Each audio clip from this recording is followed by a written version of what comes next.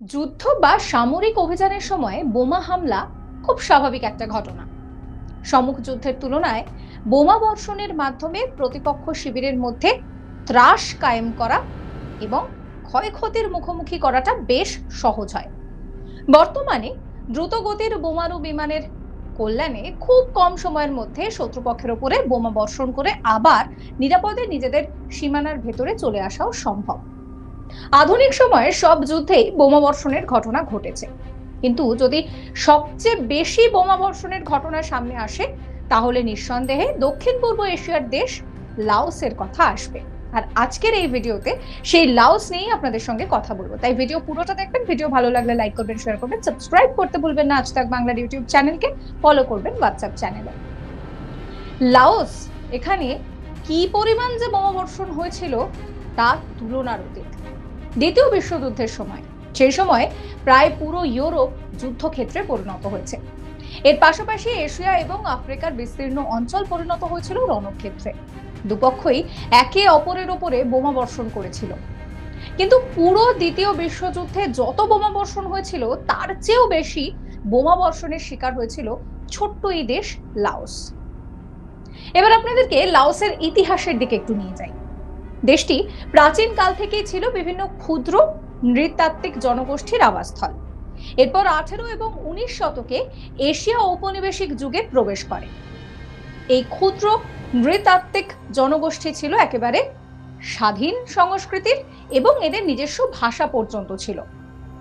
লাওসে অনেক আগে থেকেই প্রতিবেশী দেশগুলোর হস্তক্ষেপের ঘটনা কিন্তু ঘটছিল।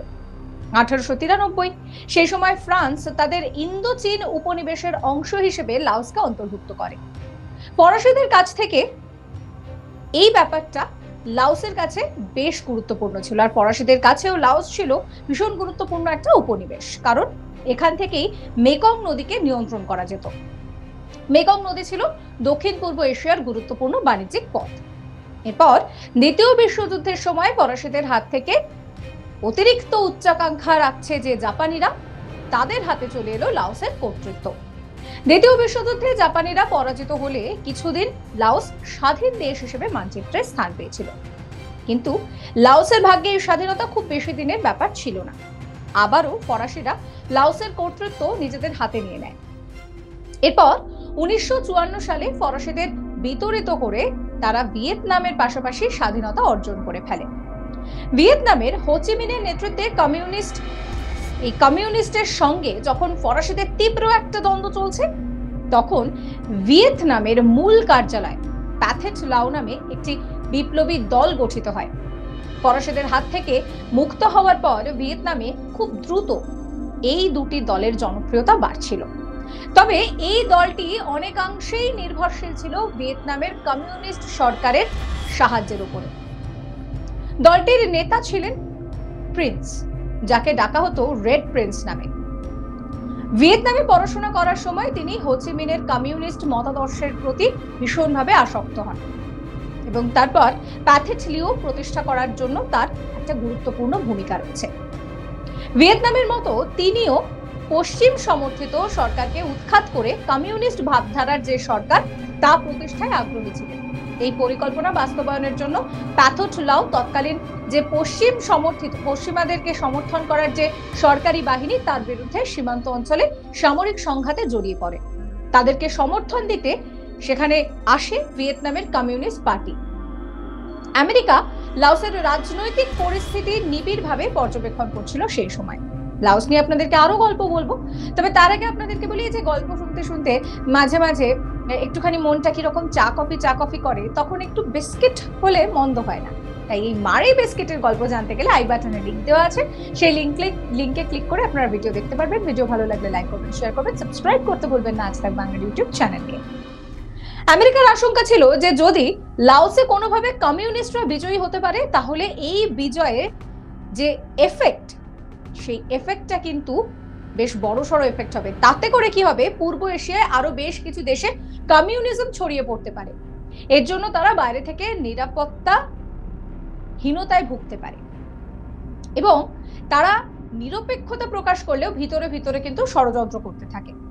লাওসের সেনাবাহিনীর তৎকালীন মেজর জেনারেল বাং পাওয়ের দ্বারস্থ হয় আমেরিকার গোয়েন্দা সেনাবাহিনীর কর্মকর্তারা।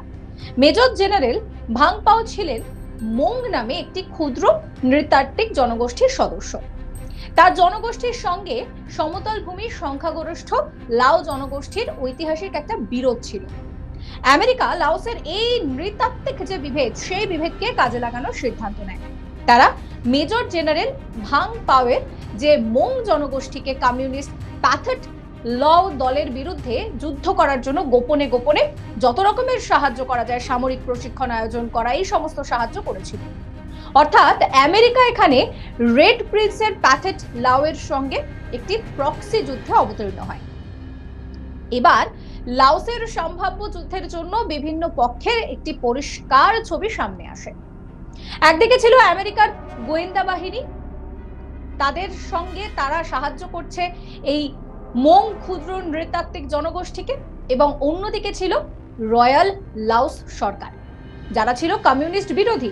অপরদিকে ছিল প্যাথেট লাও, যাদের মূল উদ্দেশ্য ছিল যে সেখানে কমিউনিজম ছড়াতে হবে। অর্থাৎ লাওস স্নায়ু যুদ্ধের এই দুই পক্ষের যুদ্ধক্ষেত্রে পরিণত হয়েছিল। কমিউনিস্ট প্যাথেট লাওয়ের মূল সামরিক এবং অর্থনৈতিক যে সাহায্য আসছিল, সেটা আসছিল হচ্ছে ভিয়েতনাম থেকে। লাওসের সীমার ভিতর দিয়ে একটি সরবরাহকারী পথ তৈরি করা হয়েছিল। এই পথকে বলা হতো হোচিমিন ট্রেইল। এই পথের নিরাপত্তার দায়িত্বে ছিলেন উত্তর ভিয়েতনামী সেনাবাহিনীর সদস্যরা। বলে রাখা ভালো যে উত্তর ভিয়েতনামের সেনাবাহিনীর একটি অংশ লাওসে, সেখানে পশ্চিমাদেরকে যে সমর্থিত করার যে সরকার, তার উৎখাতের জন্য যে ডাক দেওয়া হয়েছিল, সেই ডাককে মাথায় রেখে প্যাথেট লাওকে সাহায্য করেছিল। আবার দক্ষিণ ভিয়েতনামের সেনাবাহিনীর বিরুদ্ধে লড়াই করার জন্য অনেক সময় লাওসের সীমান্ত অঞ্চল ব্যবহার করেছিল উত্তর ভিয়েতনামী কমিউনিস্টরা। লাওসের আবহাওয়া এবং ভৌগোলিক পরিস্থিতি এমন, যেখানে স্থলবাহিনীর মাধ্যমে যুদ্ধ করা শুধু কঠিন নয়, এক প্রকার অসম্ভব। দেশটির প্রায় 70% এলাকা উঁচু নিচু পাহাড় আর টিলা দিয়ে ঘেরা। প্রচুর নদী রয়েছে, যারা একে বেঁকে প্রবাহিত হচ্ছে গোটা দেশ জুড়ে। স্থলবাহিনীর মাধ্যমে যদি আক্রমণ করা হয়, তবে অল্প দূরত্ব পর নদী, না হলে জলাশয়, পাহাড়ি এলাকায় সমস্ত কিছু অতিক্রম করতে হবে, যা একটা যুদ্ধরত সেনাবাহিনীর জন্য ভীষণ কষ্টসাধ্যের। প্রকৃতি এখানে কিন্তু ভীষণ, বলা যেতে পারে যে প্রতিপক্ষ। তৎকালীন আমেরিকার প্রেসিডেন্ট জন কেনেডি তিনি লিখেছিলেন যে সামরিক ক্যাম্পেইন শুরু করার জন্য লাওস হচ্ছে সবথেকে প্রতিকূল জায়গা। তাই সিদ্ধান্ত নেওয়া হয়েছিল যে হোচিমিন ট্রেইল, সেখানে বোমা বর্ষণের মাধ্যমে ধ্বংস করা হবে প্যাথেট লাও এবং উত্তর ভিয়েতনামের কমিউনিস্টদের সামরিক অর্থনৈতিক সরবরাহ যাতে বন্ধ করা যায়, সেই উদ্যোগ নেওয়ার জন্য। আর এইভাবেই একের পর এক বোমা নিক্ষেপ হতে থাকে লাওসে। কেমন লাগলো লাওসের গল্প অবশ্যই কমেন্ট করে জানাবেন। কমেন্ট সেকশন খোলা রয়েছে আপনাদের জন্য। সাবস্ক্রাইব করবেন চ্যানেলটিকে।